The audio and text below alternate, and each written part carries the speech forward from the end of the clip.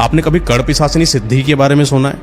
हाँ, अक्सर बुजुर्ग लोगों से सुना है। हाँ, ये एक तरीके की ऐसी पिशाचिनी होती है जिसको इंसान सिद्ध करता है। आजकल के ज़माने में भी कई लोग ऐसे हैं जो कड़ पिशाचिनी को सिद्ध करते हैं। और अगर आपने कड़ पिशाचिनी को सिद्ध कर लिया तो आप एक ऐसे इंसान बन जाओगे जिसके पास पावर्स ही पावर्स आ जाएंगी। इस इंसान को जो चाहिए, पैसा, धन, वैभव, संपदा, जो भी संपत्ति जितनी भी चाहिए, हर कुछ पा सकता है। लेकिन जब इतने किसी इंसान को प्रॉफिट मिलते हैं तो कहीं ना कहीं उसके दुष्परिणाम भी होते हैं। कोई अगर आप दैवी शक्ति को सिद्ध करते हो तो वो चीज़ आपके लिए हितकारी होती है, आपको अच्छा परिणाम देती है। लेकिन वहीं पर अगर आपने किसी तामसिक शक्ति को सिद्ध कर रखा है, जैसे कड़ पिशाचिनी हो गई या अप्सरा सिद्धि हो गई या आपने बैताल सिद्धि कर रखा है, तो आपकी जिंदगी बर्बाद होने वाली है। इसे कौन सिद्ध कर सकता है? इसे कोई भी सिद्ध कर सकता है, आप भी सिद्ध कर सकते हैं। एक मंत्र होता है, नियम होता है, लेकिन बस रिस्क इतना होता है कि अगर आपने सही से इनकी चीजों को नहीं करा, सिद्धि के दौरान कुछ गलती कर दी, या जब सिद्ध हो जाती है कड़ पिशाचिनी जो आपसे वचन मांगती है, अगर आप उस वचनों पर खरे नहीं उतरते हो तो आपको बर्बाद कर देती है, मार देती है, आपके कान में चिल्लाती रहती है। कड़ पिशाचिनी एक ऐसी पिशाचिनी है जो कान में बुदबुदाया करती है, वर्तमान, भूत, भविष्य, हर चीज के बारे में बताया करती है। आपसे अगर कोई इंसान मिलता है, उस इंसान के पास कितना पैसा है, उसका रवैया कैसा है, उसके परिवार में कितने लोग हैं, क्या करता है, क्या नहीं करता है, उसके गुप्त राज, सब कुछ बता सकती है कड़ पिशाचिनी। लेकिन वही बात है ना कि अगर आप कोई तामसिक शक्ति सिद्ध करोगे तो आपको नुकसान तो झेलने पड़ेंगे ही। तो ऐसे ही एक कहानी है जो कि सत्य घटना पर आधारित है। एक इंसान होता है जो कड़ पिशाचिनी को सिद्ध कर लेता है, फिर वो कुछ ऐसी गलती कर देता है जो कड़ पिशाचिनी को पसंद नहीं आती है। फिर कड़ पिशाचिनी उसके साथ क्या करती है, इस चीज के बारे में आज मैं आपको बताने वाला हूँ। सत्य घटना पर आधारित है। महाराष्ट्र के रहने वाले एक दूर गांव की तरफ एक लड़का रहता है, मतलब एक आदमी ही इसको कह लो। इसका नाम बबलू होता है। समय के साथ ये थोड़ा सा आगे बढ़ता है, शहर की तरफ महाराष्ट्र आता है और महाराष्ट्र रेलवे डिपार्टमेंट में इसको एक टीसी की जॉब लग जाती है। देखिए, जो इंसान जो बबलू है, वैसे तो टीसी की जॉब लग गई है, जो कि अपने आप में एक सम्माननीय बात है, लेकिन नियत का बहुत बदतमीज इंसान है। ये समझ लीजिए कि इसने अपनी जिंदगी में जुआ खेलना ही अपना पहला धर्म माना। जुआ खेलना, पैसा बर्बाद करना, शराब पीना, दारू, ये जितने भी गलत काम होते हैं सब इसने करा। अपने समाज के रिश्तेदार हो गए, दोस्त हो गए, जितना, ऐसा कोई इंसान नहीं बचा होगा इसके गांव में जिसने इसने कभी ना कभी उधार ना लिया हो।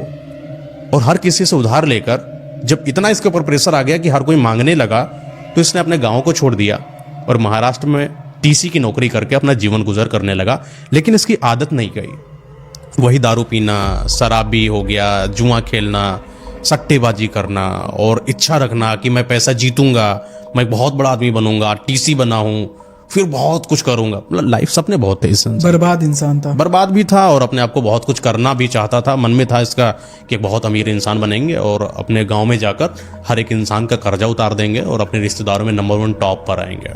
रातों रात अमीर हो, रातों रात अमीर। कुछ ऐसे की युक्ति चाहिए थी, जल्दबाजी में बहुत एक ऐसा इंसान था, जुगाड़ू आदमी था एक तरीके। इसकी टोपी उसके, उसकी टोपी, ऐसा इंसान था। गाँव में इसकी पूरी फैमिली भी थी। बाप इसके नहीं है, पत्नी इसकी थी, इसकी हरकतों की वजह से छोड़कर मायके चली गई थी, तलाक दे दिया यूँ कहो। और ये जब बहुत ज़्यादा परेशान हो गया तो महाराष्ट्र में आ गया, टीसी की नौकरी लग गई। अकेले रहता था? हाँ, यहाँ महाराष्ट्र में अकेले रहता था। तो वही रूम पर रहता था। इसने दादर, एक स्टेशन लगता है जो कि नाम से दादर है, एक जगह पर वहाँ पर है। तो हाँ, वही मुंबई से थोड़ा सा आगे। तो ये वहाँ से ट्रेन पर बैठता था अपने स्टेशन से, और उस ट्रेन पर चढ़ने के बाद हर एक इंसान की टिकट चेक करना कि कोई इंसान गलत तो नहीं है, टिकट लिया कि नहीं लिया, इस तरीके से वो चेक करता था। नियत यहाँ भी इसकी थोड़ा गलत ही रहती थी। अगर किसी इंसान ने टिकट नहीं लिया तो जुगाड़ से उससे थोड़ा पैसा ऐंठ लेता था और डिपार्टमेंट को दिखाता ही नहीं था, रिश्वत ले लेता था और उसको जुगाड़ से भेज देता था। तो रात की समय की इसकी ड्यूटी लगी थी।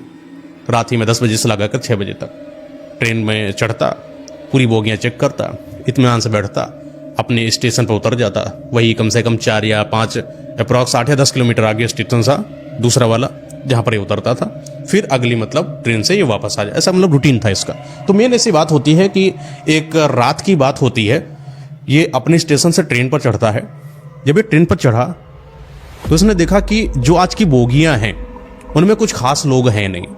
पूरी ट्रेन को चेक करके आया, वही हर किसी बोगी में 2-3 आदमी बैठा, कोई खास नहीं। मतलब हर किसी से पूछा, भैया टिकट लाया, टिकट दिखाया। आज का दिन इसका बड़ा शांत था और दिन भर से बड़ा परेशान भी था कि एक तो एक जुआ खेला था इसने, सुबह हार गया था, जो भी इसके पास पैसा था वो भी गंवा चुका था। इसके पास पैसा नहीं था तो हताश हो चुका था और एक सीट पर आकर बैठ गया। इसकी नजर पड़ती है उसी बोगी में, थोड़ी दूर एक कोने में बैठा हुआ एक इंसान इसको नजर आता है। इसको लगता है कोई हरकत हुई वहां पर। ये खड़ा हुआ और बोला कौन है, किसी की आवाज नहीं आई वहां पर। आगे बढ़ता है, नजदीक जाने की कोशिश करता है। छोटी टार्च होती है इसके हाथ में, तो टॉर्च से लगाकर देखता है कि कौन है वहां। तो उसकी नजर जो टार्च की जो लाइट है वो एक इंसान पर पड़ती है, और वो एक इंसान थोड़ा बदसूरत सा इसको दिखाई पड़ता है, लंबे लंबे बाल, तांत्रिक होता है कुल मिलाकर, अघोड़ी टाइप। अघोड़ी टाइप। जब इसने टार्च लगाई तो एकदम से ऐसे तिमिला के अघोरी उठा, कौन है, चिल्ला के बोला डरावनी आवाज में। तो बोला ये जो टीसी मतलब बबलू है। कौन, क्या कौन बैठा वहां पर? कोई नहीं, कोई जवाब नहीं आया। फिर पूछा कौन हो तुम, टिकट लाए हो? कोई जवाब नहीं। फिर बोला कि कौन हो, खड़े हो जाओ, अगर टिकट नहीं लाए हो तो मैं अभी उतार दूंगा तुम्हें। सामने से जवाब आया, मुझे टिकट की जरूरत नहीं पड़ती, मैं जहां चाहूं मैं वहां घूम सकता हूं, और मैं यहां बैठा हूं, अभी पल जाएंगे मैं कहीं और हो जाऊंगा। ये बोला क्या ड्रामा कर रहा है, खड़ा हो। ये भी थोड़ा मतलब मन का बहुत कठोर आदमी था, डरता किसी से नहीं था। पहुंच गया बाबा के पास, ऐसे मतलब टार्च लगाया तो तांत्रिक ऐसे मुस्कुरा के एकदम सर ऊपर करे, बोले जगतपाल तुम क्यों चिल्ला रहे हो मेरे ऊपर? बबलू थोड़ा सा सनक गया। जगतपाल बोल रहा है। जगतपाल, इसने जब नाम लिया इसके पसीने छूट गए, क्योंकि जगतपाल तो इसका बचपन का नाम था, ये टीसी का। और जो जगतपाल इस पूरे महाराष्ट्र में कोई नहीं जानता था। जगतपाल नाम बुलाए हुए आज कम से कम 20-25 साल हो गए हैं। किसी ने जगतपाल के नाम से इनके माँ बाप के तलक नहीं बुलाया। बाबा कैसे जानता है जगतपाल? बाबा से बोला आप हमारा नाम कैसे जानते हैं? बोला कि नाम तो नाम है, हम सब जानते हैं तुम्हारे बारे में, तुम कौन हो, यहाँ क्या कर रहे हो, तुम कैसे इंसान हो, कितना जुआ खेलते हो, कितना पैसा बर्बाद कर चुके हो, कितने कर्ज में डूबे हो, तुम सब जानते हैं तुम। बोला कोई भी हो तुम, खड़े हो जाओ, टिकट दिखाओ, चलते बनो। इसके अंदर एक गुस्सा आया बहुत तेज। टीसी था तो टीसी का धर्म अपना अदा कर रहा था, तो वो बोला कि मैं टिकट तो नहीं दिखाऊंगा, लेकिन आज मैं तुम्हें बहुत कुछ दिखा दूंगा तुम्हारे बारे में। बोला कि तुम यहां चल रहे हो बिना टिकट के, मैं तुम्हारे ऊपर कंप्लेन कर दूंगा, अभी तुम्हें पुलिस खींच कर लेकर जाएगी। बोला मैं चलता फिरता जिंदा लाश हूं, मुझे कोई पकड़ नहीं सकता, अगर कोई मुझे पकड़ेगा तो मैं उसको बर्बाद कर दूंगा, और तुम आना चाहते हो तो मेरे पास आ जाओ, मैं तुम्हें बर्बाद कर दूंगा। ऐसा बातें चल रही थी आपस में। ये टीसी जो था बबलू थोड़ा सा तो घबराया अंदर से कि ये क्या हो रहा है, और अजीब सी डरावनी आवाज में वो बोलता कि ये जो धन, ये पैसा, ये लालच, ये सब कुछ नहीं होता है, सब तो छोड़कर चले जाना है, ये संसार कुछ नहीं है, संसार सिर्फ मुर्दों का घर है, मर जाना है एक ना एक दिन, सबको निकल जाना सब है, मोह माया है, सब मोह माया है, आज तुम टीसी हो, कल तुम मर जाओगे, कल तुम जमीन में चले जाओगे, सब मिल। बोला भाषण ना दो बाबा, ज्ञान मत दो, टिकट दिखाओ। टिकट तो नहीं है। तो बोले कि टिकट तो नहीं दिखाऊंगा, लेकिन मैं तुम्हारे बारे में कुछ ऐसा जरूर बता दूंगा जो तुम्हें पता नहीं होगा। ये यूं कहे मैं तुम्हारे बारे में बहुत सच्चाई मैं जानता हूं। तुम उस गांव के हो और तुमने लोगों से कर्जा ले रखा है, तुमने अपने मामा का कर्जा मारा है, तुमने अपने ताऊ का कर्जा मारा है। जब ऐसा इन्होंने बोला तो जो बबलू था अंदर से सहमा, इसको लगा कि ये मेरे बारे में इतना कैसे जानता है। जिस तरीके से बातें चल रही थी, वो जिस तरीके से तांत्रिक बाबा इनको सब बता रहे थे, बबलू को भरोसा तो होने लगा कोई अजीब सा इंसान बैठा है। बोला बाबा आप हमारे बारे में इतना कैसे जानते हो? बोला मैं सब जानता हूँ, मैं मर चुका हूँ, मैं सब जानता हूँ, मैं तुम्हारे बारे में, तुम भविष्य में क्या करोगे ये भी मैं जानता हूँ, तुम अभी जाकर घर पे क्या करोगे ये भी मैं जानता हूँ। तो बाबा मजाक ना करो, पिक्चर लगता आप ज़्यादा देख लिया है, लगता आपको बॉलीवुड का घुस गया है आपके दिमाग में। पिक्चरों से निकलो और मेरा टिकट दिखाओ, मैं भी चलूँ, आप भी शांति से बैठो। माने नहीं, तांत्रिक बाबा से बातें चल रही थी। तो उसने बोला कि अच्छा काम करो, आप बहुत बोल रहे हो, तो तुम मेरे बारे में कोई एक ऐसा गुप्त राज बता दो जो किसी को नहीं पता, जो सिर्फ मुझे पता है। तांत्रिक बोला इसमें क्या है, मैं बता देता हूँ।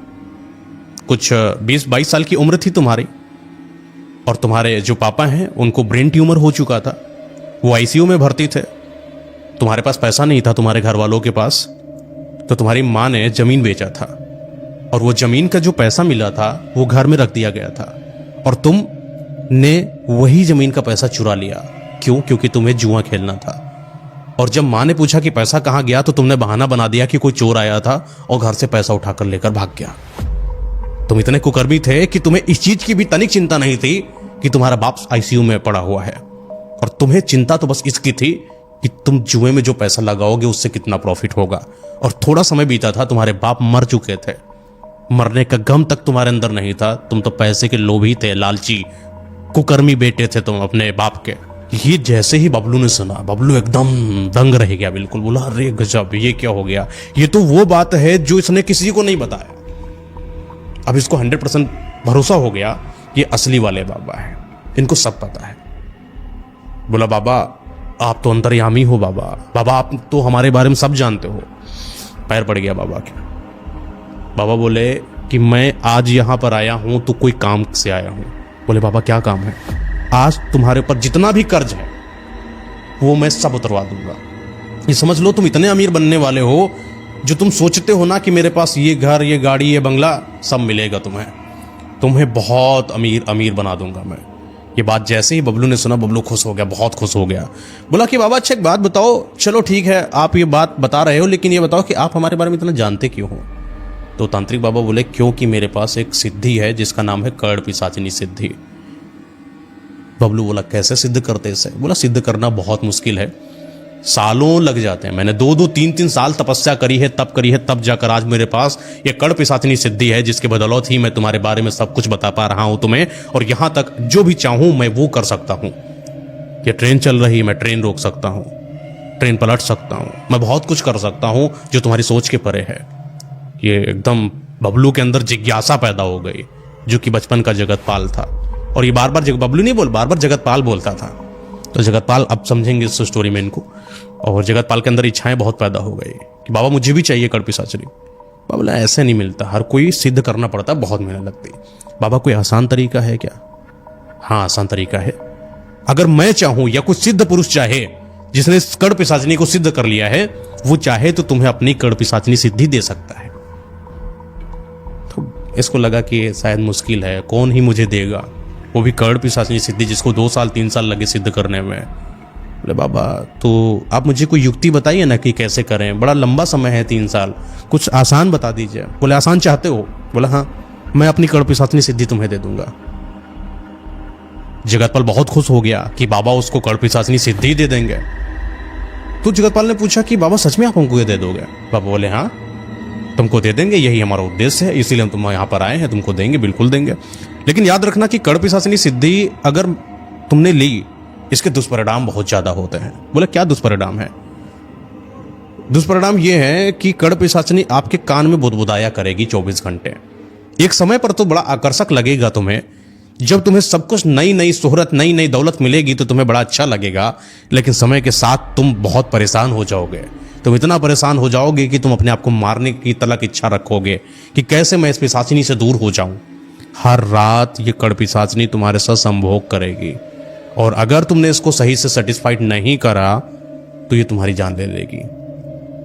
बदले में कुछ चाहेगी, और ये यही चाहती है तुम्हारा शरीर। वो हर चीज तुम्हें देगी, जो चाहते हो वो तुम्हें देगी, लेकिन बदले में रात को अपने शरीर को तैयार करके पूरे दिन में अपने शरीर को अर्पित करना पड़ेगा इसके सामने, जिससे ये भोग विलास कर सके, अपनी काम वासना की इच्छा को पूर्ति कर सके।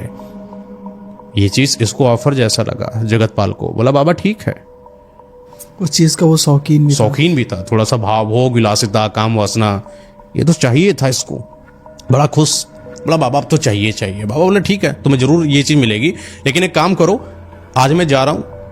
एक समय होता है, एक नियत समय होता है, एक नियत स्थिति होती है, तभी जाकर चीजों को दिया जाता है। और ये जो कड़ पिशाचिनी सिद्धि है अमावस्या वाले दिन करी जाती है। तो मैं एक समय होगा, मैं तुम्हें बुलाऊंगा, अभी के लिए मैं जा रहा हूं। तुम एक चीज देखो, पीछे कोई खड़ा है।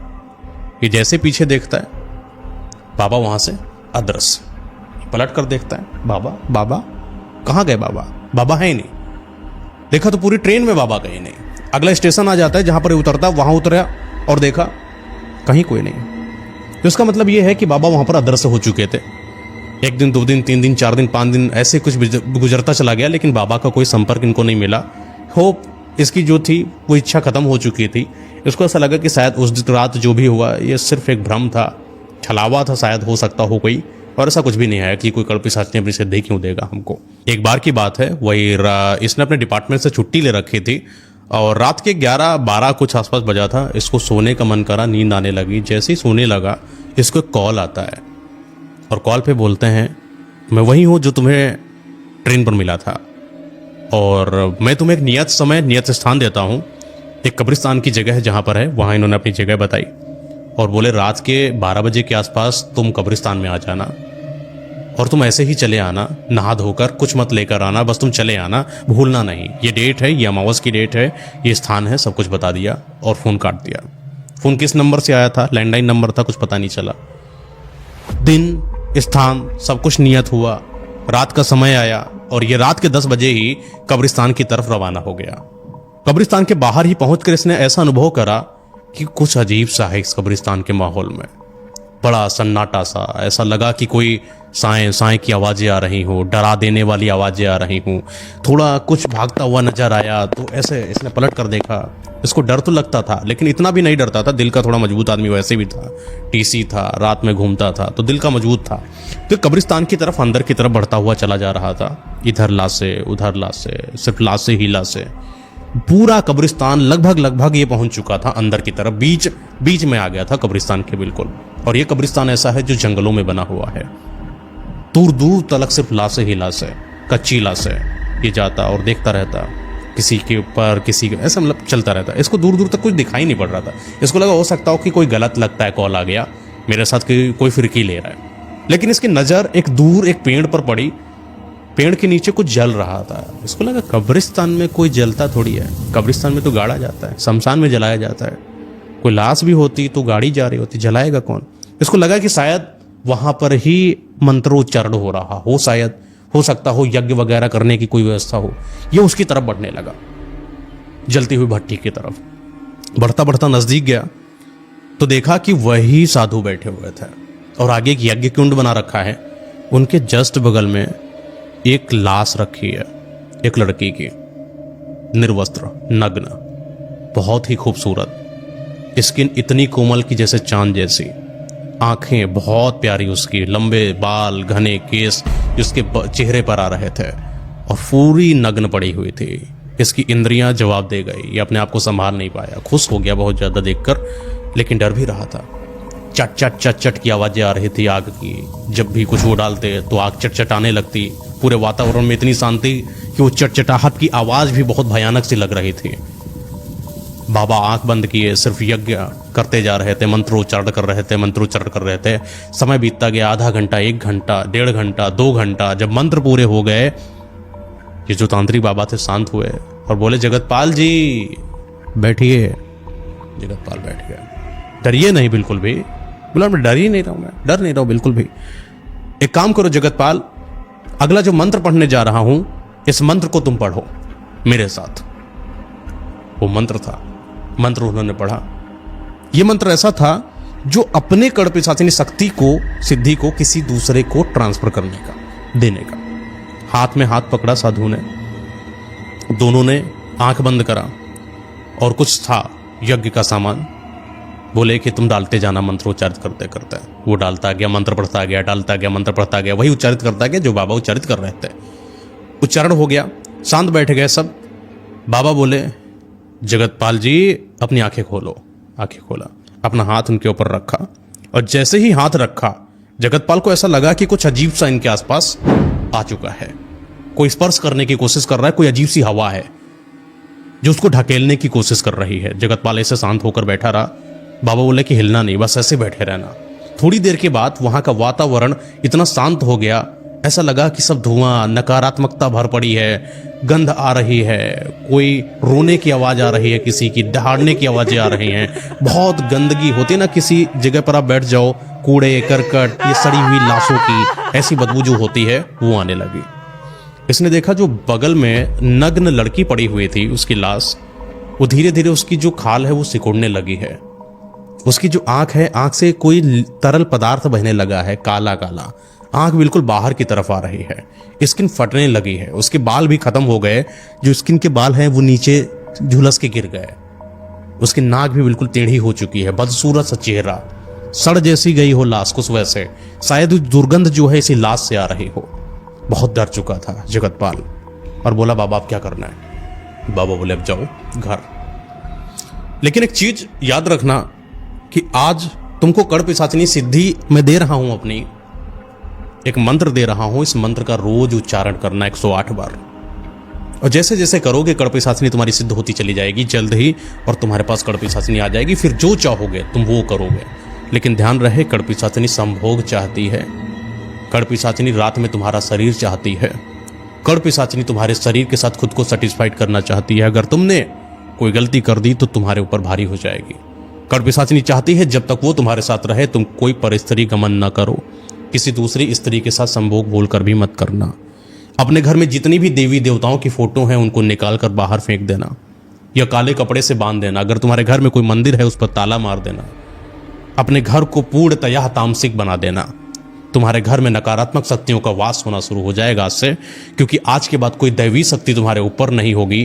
तुम अब अधीन हो तामसिक और तांत्रिक शक्तियों के, तो तुम उनके अनुसार चलोगे। और कभी भी भूल कर पिशाचिनी को धोखा मत देना। अगर तुमने धोखा दिया तो ये पिशाचिनी तुमको बर्बाद कर देगी। बोला बाबा ठीक है, इतना जिंदगी बर्बाद है, इससे क्या बर्बाद करेगी? जुआ में पैसा हार गए, सब हार गए, अब कुछ तो बचा ही नहीं है, अब तो कुछ भी मिल जाए। बाबा मरना चाहते हैं, मरने से ज्यादा क्या ही बदतर होगा? बोले समय बताएगा। बाबा बोले समय का बड़ा खेल होता है, समय तुम्हें वो दिखा देगा जो तुम सोच भी नहीं सकते। बोले बाबा व्यंग कस रहे हैं क्या आप हमारे ऊपर? कुछ भी नहीं होगा। बोला ठीक है कोई बात नहीं, बस ध्यान रखना जो वचन है यही वचन है, इनका ध्यान रखना, गलती मत करना। मैं फिर बोल रहा हूं गलती मत करना। बोले बाबा मैं बच्चा नहीं हूं, बहुत समझदार हूं, नहीं करूंगा। उठा चला गया। घर पहुंचते ही जितने भी घर के मंदिर की फोटो थी सबको लिया, काले कपड़े में बांधा। उसके घर में एक मंदिर था, ये जितनी भी मूर्तियां थी सबको काले कपड़े में बांधकर उसी मंदिर में रख दिया और बाहर से ताला मार दिया। जिंदगी में अब मंदिर का दरवाजा नहीं खुलेगा, ऐसा इसने अपने अंदर से रखा था। इसके जस्ट नीचे घर के बेसमेंट था, उस बेसमेंट में स्टोर रूम था।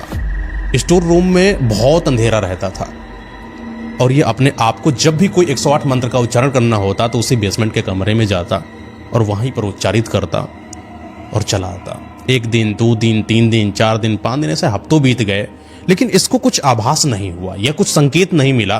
कुछ ऐसी शक्ति इसके साथ है, कुछ उसको लगा ही नहीं। इसको लगा वो व्यर्थ हो रहा है, सब फालतू है, मैं जाता हूँ रोज मंत्र पढ़ता हूँ, कोई मतलब नहीं, बाबा ने मुझे फिर बेवकूफ बना दिया। लेकिन एक समय की बात है, ये ट्रेन पर वही बोगियों में चढ़ा था और चेक कर रहा था। बगल में कुछ यात्री बैठे थे, एक महिला थी, उसके हाथ में कुछ सामान था, सोने का था, जो जेवर हाथ में रखे थे। उसने देखा कि उसके हाथ से जेवर गायब हो गए हैं। गायब हुआ है तो इन्हीं यात्रियों के बीच में ही होगा। टीसी पहुंचते हैं, मतलब जगतपाल जी, इधर उधर देखते हैं, कोई बता नहीं रहा कि किसने चोरी करा किसने नहीं करा। औरत हाय पीट रही है, हाय मेरा गहना चला गया, हाय मेरा जेवर चले गए, कोई दिला दो कोई दिला दो। कोई दिला नहीं रहा। इसके कान में एक अजीब सी आवाज आई। वो जो 13 नंबर की सीट पर बैठा हुआ लाल कपड़े में इंसान है, ऊपर वाली जेब में देखो उसके। इसको लगा कान के पास आवाज आएगी, कुछ अजीब सा इसको महसूस हुआ। बोला पता नहीं क्या है, लगता है शायद कुछ संकेत मिला इसको, अंदर से आभास हुआ कि शायद अब कुछ हुआ होगा, लेकिन पता नहीं सच है कि नहीं। तो बोला अच्छा एक काम करो, सबको बैठ जाओ, उस वाली सीट पर ये जो लाल कपड़े में आदमी बैठे हैं इनकी ऊपर वाली जेब चेक करो।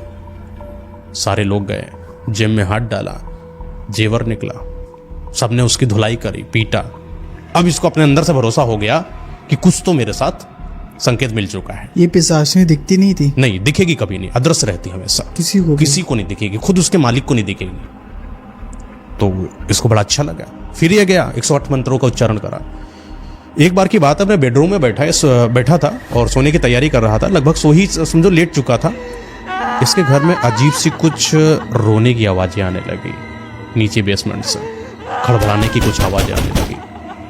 ये घबराया, ये तुरंत उठा बेसमेंट की तरफ गया, और जैसे ही बेसमेंट की तरफ गया इसने देखा कुछ नहीं वहां पर। ये फिर वापस चला आया, फिर आकर सो गया।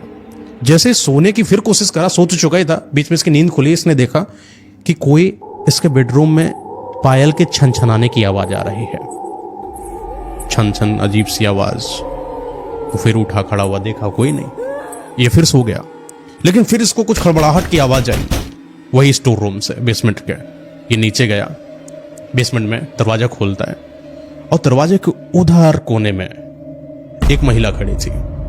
ये देखा, बहुत खूबसूरत महिला, इतनी खूबसूरत कि जितनी आज तक इसने कभी ना देखी हो, इसको अपनी तरफ खींच रहे थे। आंखें बहुत खूबसूरत, नसीली, उसके जो कपड़े पहने थे इतने उभारदार उसका बदन था कि ये सम्मोहित हुआ जा रहा था उसकी तरफ। उसकी आवाज भी बहुत प्यारी थी। आओ मेरे पास आओ, आओ मेरे पास आओ, तुम्हें कुछ नहीं करूंगी मैं तुम्हारी हूं, तुम जो चाहो मेरे साथ करो, आज रात मैं तुम्हारी हूं, ये बोला और ये चलता चला जा रहा था। उसके पास गया, शारीरिक संबंध बनाए, इसको बहुत मजा आई। ये बेड पर था, इसने आंखें खोली तो देखा कि मैं बेड पर ही हूं अभी। मतलब जो भी हुआ ये सब सपने में हुआ, रियल लाइफ में नहीं हुआ। बाबा ने एक और बात कही थी कि ये जो भी चीजें होंगी सब सपने में होंगी, इसके लिए अपने शरीर को तैयार रखना तुम। तो इसको अच्छा लगा और खूब मजा आई इसको। अपने काम वासना में इतना निवृत्त हो चुका था ये, हर रात सपने में ये उसी स्त्री के साथ जाता, संभोग बनाता और पूरे दिन में जो चाहता, पैसा, कर्जा, धीरे धीरे इसके पास इतना पैसा हो गया, सारे कर्ज इसने निपटा दिए। ये गाड़ी, वो पैसा, वो जेवर, वो सोना, ये जितना घर में लग सकता था सब इसने बना डाला। इसकी पत्नी को जैसे ही पता चला कि मेरा पति अमीर हो रहा है, ये पत्नी इसके ऊपर खींचती हुई चली आई।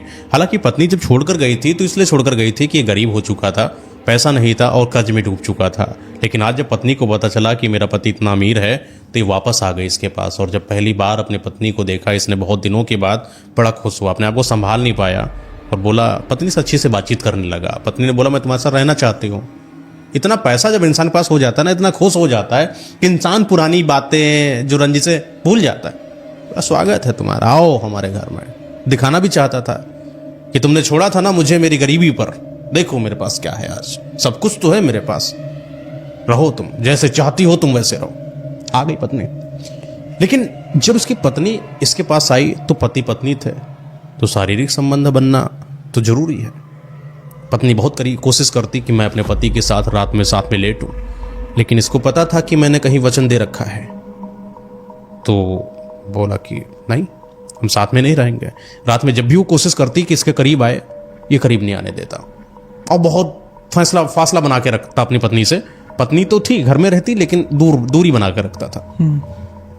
इसने पत्नी से बोल रखा था कि नीचे बेसमेंट है, बेसमेंट में कभी मत जाना। ठीक है। एक रात की बात है, तो ये अपना ड्यूटी पर गया था। सुबह आया 8 बजे के आसपास, 8-9 बजे ड्यूटी करके 6 बजे अपना कंप्लीट हुई ड्यूटी। वहां से निकला 7-8 बजे के घर आते आते। तो जब घर आया तो इसने क्या देखा कि मेरे घर में आरती की आवाज आ रही है, कोई घंटी बजा रहा है। दरवाजा खोला तो पत्नी बहुत खुश, आइए सब पूजा वूजा हो रही है घर में। और ज्यादा करीब गया तो देखा मंदिर का दरवाजा खुला है। आज जितनी फोटो थे सब पे काला कपड़ा हटा है।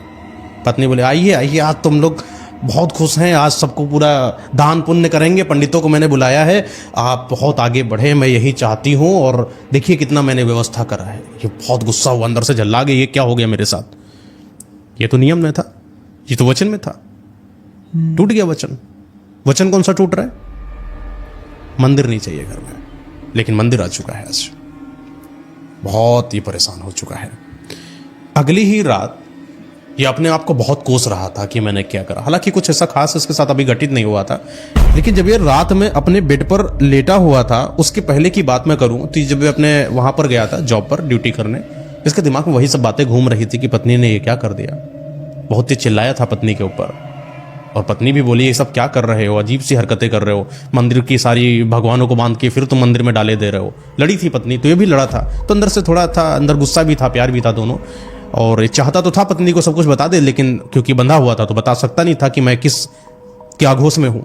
हालांकि मंदिर वगैरह सब बंद हो गया, पूजा पाठ सब कुछ खत्म हो गया था। इसने बोला मेरे घर में कोई पूजा नहीं होगी आज के बाद, सब बोल के आया, लड़ झगड़ के आया था। तो जब अपनी ड्यूटी कर रहा था, सही से ड्यूटी नहीं कर पाया और बहुत दिमाग इसका खराब हुआ, तो दारू के ठेके पर गया, बहुत दारू पी ली इसने। वही 8-9 बजे जब अपने घर पहुंचा तो आज इसने इतनी दारू पी रखी थी कि उठ भी नहीं पा रहा था। अपने घर में गया, सोने लगा जब, तो पत्नी ने उसी रात इसके बेड पर देखा कि ये बहुत परेशान है, तो चलो आज मैं इसके साथ सो जाती हूं। पत्नी इसके पास आई, करीब आई, क्लोज आई, इसके साथ लेटी। और ये दारू के मतलब नशे में इतना धोत था कि इसने भी अपने आप को नहीं संभाला। इतने जमाने के बाद आई पत्नी के साथ शारीरिक संबंध आज इसने बना लिया। और जब ये उठता है इसकी हालत खराब। नियम टूटा पहला, नियम टूटा दूसरा, अब क्या बचा था? तो सब खत्म होने वाला है। डर गया, सहम गया, ये सब क्या हो गया? तुमने सब बर्बाद कर दिया मेरा, अब मैं सब बर्बाद हो जाऊंगा, मेरे पास कुछ नहीं बचा। पत्नी सोची क्या हड़बड़ा रहा है, और हड़बड़ाहट में उठा और भाग के अपने आप को बेसमेंट में बंद कर लिया, अंदर से दरवाजा। और जब बेसमेंट के अंदर से बंद कर लिया तो पत्नी इसके पीछे भागती भागती गई, दरवाजा खोलने की कोशिश करा लेकिन कुछ नहीं, क्योंकि अंदर से बंद है। अंदर से चिल्ला रहा है, आवाजें आ रही रोने की, मुझे मत मारो, मुझे मत मारो, मैंने कुछ नहीं करा है, सब गलती से हो गया, एक बार के लिए मुझे माफ कर दो, तुम मुझसे दूर चली जाओ, क्या चिल्ला रही हो मेरे कानों में? ऐसे बातें कर रहा था, आवाजें आ रही, पत्नी बाहर से सुन रही, खड़बड़ाने की आवाजें आ रही। जब इसने दरवाजे को हल्का धक्का दिया, नहीं खुल रहा है, तो दरवाजे के जस्ट बगल में थोड़ी सी दराज थी। इसने दराज से झांका, और जब झांकता है तो देखती है कि मेरा जो पति है वो एक कोने में ऐसे कान बंद किए बैठा है, और वो कह रहा भागो यहां से, हाथ ऐसे ऐसे, मतलब एक हाथ से ऐसे ऐसे कर रहा है और एक हाथ बंद किया, कभी दोनों हाथ बंद कर लेता। उसकी दुर्दशा को देखकर पत्नी को लगा पता नहीं क्या हो गया मेरे पति को, आज इतने पागलों जैसी हरकतें क्यों कर रहा है? पागल हो गए, बिल्कुल पागल। थोड़ी देर के बाद ये देखती रही कि रोने की आवाज, चिल्लाने की आवाज, ऐसा लग रहा हो किसी ने किसी को नोच दिया हो। जो नोचने पर दर्द होता है, जो कराह निकलती है, जो चीख निकलती है, वो सारी चीख इसके पति से आ रही थी। एक बार को ऐसा हुआ कि इसके जब दराज से इसने झांक कर देखा तो कुछ अजीब सा इसके दराज के ऊपर आया, जिससे भयभीत हो गई। इसने पीछे अपना मुंह किया, लेकिन पत्नी थी, पति को कैसे छोड़ दिया कह रहे, खड़ी रही। फिर देखा दराज से, फिर वो परेशान। लेकिन थोड़ी देर के बाद ये जो दर्द था, ये जो कराहट थी, ये जो चिल्लाहट थी, ये जो आवाजें थी, ये शांत हो गई। ऐसा लगा कि अंदर सब बहुत अच्छा हो गया है, नॉर्मल फसल। दरवाजे पर हाथ मारा, पहले ही बार में दरवाजा खुल गया, और जब दरवाजा खोलकर इसने देखा तो उसके कोने में अपने ही पति की लाश पड़ी हुई थी।